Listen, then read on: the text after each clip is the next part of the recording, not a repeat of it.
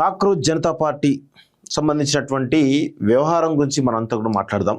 So ఏ విధంగా దేశవ్యాప్తంగా ప్రభావం చూపిందో మనందరం కూడా చూసినాం.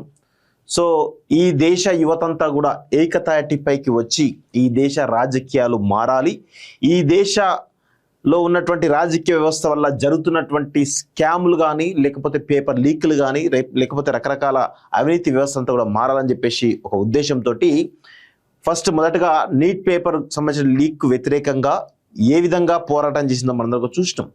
దేశవ్యాప్తంగా యువతంతా కూడా ఒకవైపు ఒక తాటిపైన నిలబడి శాంతియుతమైనటువంటి పోరాటాలతోటి ఈరోజు ఒక డిమాండ్, నీట్ పరీక్ష సంబంధించినటువంటి డిమాండ్స్ ఏవైతే ఉన్నాయో కొంతమేర వాళ్ళు నెరవేర్చగలిగారు.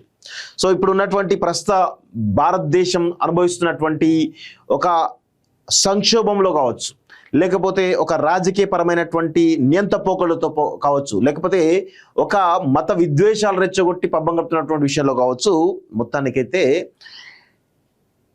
దేశం ఒక గడ్డు పరిస్థితి ఎదుర్కొన్నటువంటి ఈ సమయంలో సిజేపీ ఒక ఆశాకిరణంగా నిలిచింది అనడంలో ఎటువంటి అతిశయోక్తి అవసరం లేదు. అయితే ఈ క్రమంలో నీట్ పేపర్ లీక్ పోరాటం తర్వాత జరిగినటువంటి పరిణామాల్లో భాగంగా అభిజిత్ దీప్కే పైన అనేకమైనటువంటి ఆరోపణలు రావడం జరిగింది. దానికి అదే ప్రతిస్పందనగా తను కూడా చాలా పదునైనటువంటి మాటలతోటి, పొదుపు మాటలతోటి ఆ దాడులను తీపికొట్టినటువంటి సందర్భం కూడా మనం చూసినాం.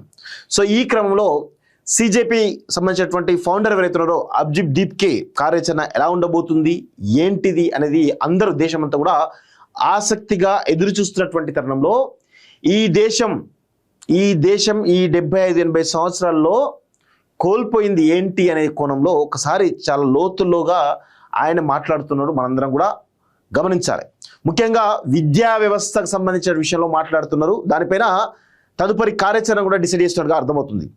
గ్రామీణ ప్రాంతాల్లో ఉన్నటువంటి ప్రభుత్వ స్కూళ్లను బాగుపరచడం ఎలా అనేటువంటి కోణంలో ఈ దేశవ్యాప్తంగా కూడా ఆయన ఒక పర్యటన చేయబోతున్నాడు. నిజంగా అభిజిత్ దీప్కే కనుక ఈ దేశంలో ఉన్నటువంటి గ్రామాల్లో ఉండేటువంటి ప్రభుత్వ స్కూళ్ళ పరిస్థితిని కనుక స్వయంగా పర్యవేక్షిస్తే 100% అభిజిత్ దీప్కే రాబోయే రోజుల్లో ఒక బలమైనటువంటి శక్తిగా ఎదిరిగేటువంటి అవకాశం అయితే చాలా స్పష్టంగా కనబడతా ఉంది. సో దాని గురించి కొంత డీటెయిల్గా మనం మాట్లాడేటువంటి ప్రయత్నం చేద్దాం. ఆయన ఏమంటున్నారు అనేది ఒకసారి చూద్దాం. లేటెస్ట్ స్టేట్మెంట్ చూసినట్లయితే, గ్రామాల్లో పాఠశాలను బాగు చేసుకుందాం. ఇప్పటి వరకు ఈ 75-80 సంవత్సరాల మన స్వాతంత్ర భారతంలో ఎవ్వరు కూడా ఇలాంటి స్టేట్మెంట్ ఇవ్వలేదు. ఏ నాయకుడు కూడా ఇలాంటి స్టేట్మెంట్ ఇవ్వలేదు. ఈవెన్ అరవింద్ కేజ్రీవాల్ కూడా ఇలాంటి స్టేట్మెంట్ ఇవ్వలేదు. కేవలం అరవింద్ కేజ్రీవాల్ ఒక విద్యా వ్యవస్థకు సంబంధించినటువంటి స్కూళ్ళ బాగు విషయంలో ఆయన ఒక లైన్ తీసుకున్నాడు. దాని ప్రకారం ప్రభుత్వంలో ఒక పాలసీని తీసుకున్నాడు, అందులో సక్సెస్ అయ్యాడు. మార్పు ఏంటి అనేది చాలా స్పష్టంగా దేశ ప్రజలకు చూపించేటువంటి విషయం అందరం గమనిస్తాను. కానీ ఈ విద్యా వ్యవస్థలో మొట్టమొదటిసారిగా ఈ దేశవ్యాప్తంగా ఒక సమూలమైనటువంటి మార్పులు తీసుకురావడానికి ఒక పెద్ద ఉద్యమం అవసరం. దానికి అభిజిత్ దీప్కే మరి నాంది పలికిండా లేకపోతే శ్రీకారం చుడుతున్నాడా అనేటువంటి కోణంలో మనం చూడాల్సిన అవసరం అయితే ఉంది. గ్రామాల్లో పాఠశాలను బాగు చేసుకుందాం. తల్లిదండ్రుల బడులకు వెళ్ళి వసతులు చూడాలి. వీడియోలు పంపితే సోషల్ మీడియాలో పెడతాం. కొత్త పార్లమెంటు, ప్రధాని ఇల్లు నిర్మించుకున్నాం. మరి కొత్త స్కూళ్ళు ఎందుకు నిర్మించలేదు? సిజేపీ ఫౌండర్ అభిజిత్ దీప్కే వీడియో సందేశం. 15 నుంచి దేశవ్యాప్తంగా సర్పంచ్ ఛాలెంజ్. నిజంగా హ్యాట్స్ ఆఫ్ చెప్పాలి. ఈ దేశంలో ఉన్నటువంటి బడుల యొక్క పరిస్థితిని సర్పంచ్ ఛాలెంజ్ పేరిట మీరు మాకు ఆ బడుల యొక్క వీడియోలు తీసి పంపండి, ఖచ్చితంగా మేము సిజేపీ కాక్రోచ్ జనతా పార్టీకి సంబంధించినటువంటి సోషల్ హ్యాండిల్స్లో పెట్టి దేశం ముందు ఉంచుతామని చెప్పేసి చెప్పడం జరిగింది. ఈయన నిజమైనటువంటి అంబేద్కర్ వారసుడిగా మనందరం కూడా గౌరవించాల్సిన అవసరం అయితే ఉంది. ఈ దేశంలో ఎవరు ఇప్పటివరకు కూడా విద్యా వ్యవస్థ మీద ఇంత డెప్త్గా ఆలోచించలేదు, ఇంత డెప్త్గా మాట్లాడలేదు. చూడండి, కొత్త పార్లమెంటు, ప్రధాని ఇల్లు నిర్మించుకున్నాం, కానీ మరి కొత్త స్కూళ్ళు ఎందుకు నిర్మించలేదు అని చెప్పేసి చాలా స్పష్టంగా అడుగుతున్నాడు. దానికి ఈ నాయకత్వం, అంటే అది బీజేపీ నాయకత్వం కావచ్చు, ప్రస్తుతం ఉన్నటువంటి బీజేపీ నాయకత్వం కావచ్చు, గతంలో ఉన్నటువంటి కాంగ్రెస్ నాయకత్వం కావచ్చు, లేకపోతే రకరకాల ప్రభుత్వాలు కానీ ఖచ్చితంగా స్పందించాల్సిన అవసరం అయితే ఉంది.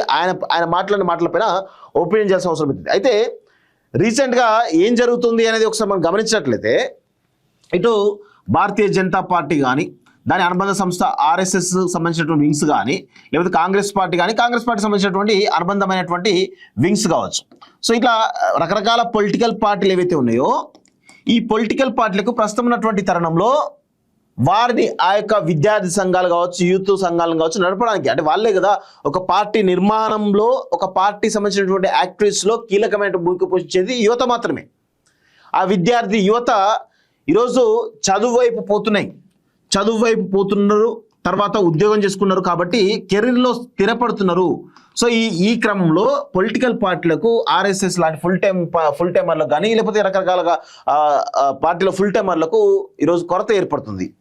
సో ఆ కొరత ఉన్నది కాబట్టి ఈరోజు ఏం చేయాలి, చదువుకుంటున్నారు, చదువుకు దూరం చేయాలి. ఈ దేశవ్యాప్తంగా ఇప్పటి వరకు 90,000 స్కూల్స్ ఈ దేశవ్యాప్తంగా గత 10 సంవత్సరాల్లో 90,000 ప్రభుత్వ బడులు మూతబడ్డాయనే విషయం ఈరోజు మన ప్రజలకు తెలియదు కదా. ప్రభుత్వ బడులు మూసివేసారు. ఎందుకు? దేనికి కారణం ఏంటి అంటే ఈ దేశంలో ఉన్నటువంటి విద్యా వ్యవస్థలో సమూలమైనటువంటి విప్లవాత్మక మార్పులు తీసుకొస్తే ప్రజలందరూ కూడా విద్యార్థి యువత అంతా కూడా చదువు వైపు, ఉద్యోగాల వైపు ఉంటారు. కానీ వీళ్ళ ఫుల్ టైం కార్యక్రమాలు చేయడానికి దొరకరు కాబట్టి ఈరోజు విద్యా వ్యవస్థను సర్వనాశనం చేయడానికి పకడ్బందీ ప్లాన్ జరుగుతూ ఉంది. అందుకే మీరు గమనించండి, విద్య దూరం అయిపోయింది. గత కొన్ని సంవత్సరాల నుంచి చూసినట్లయితే ఎంప్లాయ్మెంట్కు దూరం అయిపోయినాయి. ఎంప్లాయ్మెంట్, ఉద్యోగాలు లేక, ఏమీ లేక ఈరోజు ఒక విద్వేషపూరితం, అంటే ఏ మతమైనా తీసుకోండి, అది ఏ మతమైనా కానీ విద్వేషపూరితమైనటువంటి వాతావరణంలో, ఈరోజు ఉద్రేకపూరితమైన వాతావరణంలో ఈరోజు ఒక ఉన్మాదత్వంతో పనిచేస్తూ ఉన్నారు కొంతమంది. అయితే ఇలాంటి పరిస్థితులు కనబడతా ఉన్నాయి మనకి సమాజంలో. 90,000 స్కూల్స్ గత 10 సంవత్సరాల్లో మూతబడ్డాయి అంటే మన దేశంలో ఉన్నటువంటి విద్యా వ్యవస్థ ఎంత దారుణమైనటువంటి పరిస్థితిలో ఉందో మనం అర్థం చేసుకోవాలి. సో దీన్ని గమనించిండా లేదా తెలియదుగా, మొత్తానికి అభిజిత్కే ఒక అద్భుతమైనటువంటి మరో ఆ స్వాతంత్ర సంగ్రామ పోరాటానికి సిద్ధమవుతున్నట్టు తెలుస్తుంది. ఈ పోరాటంలో కనుక అభిజిత్ దీప్కే ప్రభావం చూపించగలిగితే ఈ దేశంలో ఒక సమూలమైనటువంటి మార్పు వచ్చేటువంటి అవకాశం అయితే కనబడతా ఉంది. సో గ్రామీణ ప్రాంతాల్లోని ప్రభుత్వ పాఠశాలల స్థితిగతులు మెరుగుపరిచేందుకు జాతీయ స్థాయిలో ప్రచార ఉద్యమాన్ని ఆగస్టు 15 చేపట్టినట్లు కాంగ్రెస్ జనతా పార్టీ వ్యవస్థాపకుడు అభిజిత్ దీప్కే ప్రకటించారు. అదే రోజు మహారాష్ట్రలోని హింగోలి జిల్లా పరిధిలోని తన గ్రామ సంతుక్ పింప్రి సర్పంచ్ కలిసి అక్కడి ప్రభుత్వ పాఠశాలలో మౌలిక వసతులు అభివృద్ధి చేయాలని కోరినట్లు పేర్కొన్నారు. నిజంగా ఆయన ఒక ఉద్యమం స్టార్ట్ చేస్తున్నప్పుడు తన సొంత గ్రామం నుంచే ఆ సొంత గ్రామానికి వెళ్ళి అక్కడ ఉన్నటువంటి స్థానిక సర్పంచ్ కలిసి ఆ స్కూల్ పరిస్థితిని చూసి ఆయనకు చూపించి దాన్ని డెవలప్ చేయాలని చెప్పేసి కోరడం జరిగింది. సో దీనివల్ల ఏం జరుగుతుంది తెలుసా, ఈ దేశంలో ఉన్నటువంటి విద్యా వ్యవస్థ ఏ విధంగా ఉంది అనేది మన దేశంలో ఉన్నటువంటి ప్రజలకే అర్థమవుతుంది. సో ఇప్పుడున్నటువంటి పరిస్థితుల్లో ఆ స్కూళ్ళను బాగుపరచాలనేటువంటి ఒక ఉద్యమం స్టార్ట్ అవుతుంది. దీని తర్వాత జరిగేది ఏంది, ఆ స్కూళ్ళను ఆ ఊరి వల్ల లేకపోతే కొంతమంది మానవతావాదుల ఆ స్కూళ్ళను డెవలప్ చేయడానికి ఎంతో కొంత సహాయం చేసేటువంటి అవకాశం ఉంటుంది.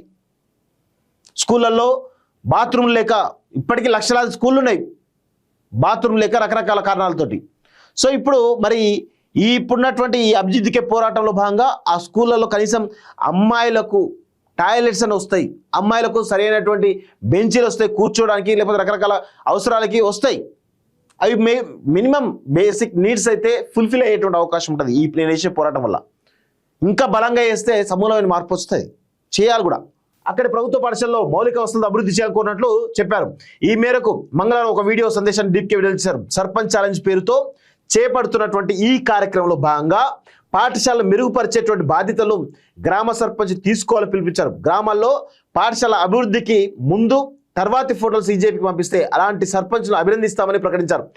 తల్లిదండ్రులు తమ పిల్లలు చదివేటువంటి ప్రభుత్వ పాఠశాలకు తప్పకుండా వెళ్ళి అక్కడ శుభ్రమైనటువంటి తాగునీరు, లేకపోతే విద్యుత్తు, లేకపోతే వాష్రూము తదితర వసతులు ఉన్నాయా, ఉంటే అవి ఎలా ఉన్నాయో చూడాలని, మధ్యాహ్న భోజనం నాణ్యత పరిశీలించాలని కోరారు. వసతులపై వీడియోలు తీసి వాటిని మా యొక్క వెబ్సైట్, మా యొక్క కాంటాక్ట్ అవుతుందో contact@cockroachjanataparty.org మెయిల్ ద్వారా పంపితే సిజేపీ సోషల్ మీడియా పేజీలో ప్రదర్శిస్తామని దీప్కే తెలిపారు. ఆగస్టు 15న 80వ స్వాతంత్ర దినం. ఈ 80 ఏళ్లలో ఎక్కువ నిర్లక్ష్యానికి గురైనది మన గ్రామీణ ప్రాంతాల్లో ప్రభుత్వ పాఠశాలలే. నేటికి గ్రామీణ విద్యార్థులు పాఠశాల కోసం ఎంతో దూరం నడిచి వెళ్లాల్సినటువంటి పరిస్థితులు ఉన్నాయి. కొత్త పార్లమెంటు భవనం, ప్రధాని ఇంటిని నిర్మించుకున్నాం, మరి మన గ్రామాల్లోని కొత్త పాఠశాలను ఎందుకు నిర్మించుకోలేకపోయామని దీప్కే ప్రశ్నించారు. కాగా రాంచీలో నిరసనకు దిగినటువంటి విద్యార్థులు నిరుద్యోగులపై పోలీసులు లాఠీచార్జ్ దీప్కే ఖండించారు. విద్యార్థి నేత దేవేంద్రనాథ్ మహోతోను దీప్కే ఫోన్లో పరామర్శించినట్టు సీజే ప్రకటించింది. పోలీసుల చర్యలపై స్వతంత్ర దర్యాప్తునకు సీజేపీ డిమాండ్ చేసింది అంటూ చూస్తా ఉన్నాం. సో ఎంత అద్భుతమైన ఆలోచన తీసుకున్నాడో మనందరం కూడా అర్థం చేసుకోవాలి. దీన్ని ఖచ్చితంగా దేశ యువత, ఇప్పుడున్నటువంటి జన్ యువత ఈ యొక్క మార్పును తీసుకురాగలిగితే దేశవ్యాప్తంగా 100% ఒక మార్పును తీసుకొచ్చిన ఒక యువతగా మీ అందరు కూడా పేరుండే అవకాశం అయితే ఉంటుంది. చూడండి, ఇక్కడ ఇంకా దీనికి రిలేటెడ్గానే ఇంకొక న్యూస్ ఇక్కడ ఉంది. చూడండి, దారుణం. నీట్ పేపర్ లీకేజ్కి మరొకరు బలి, చెల్లి మరణ వేదన తట్టుకోలేక అన్న ఆత్మహత్య అట. చూడండి, నీట్ పరీక్ష పేపర్ సంబంధించి తన చెల్లి ఆత్మహత్య తీసుకొచ్చింది. ఆ చెల్లి ఆత్మహత్యను తను చనిపోతే దాన్ని తట్టుకోలేక అన్న కూడా ఆత్మహత్య. అంటే వాళ్ళిద్దరి మధ్యలో ప్రేమ బంధం ఏ విధంగా ఉందో అర్థం చేసుకోండి ఒకసారి. సో నీట్ లీకేజ్కి మరో ప్రాణం బలైంది.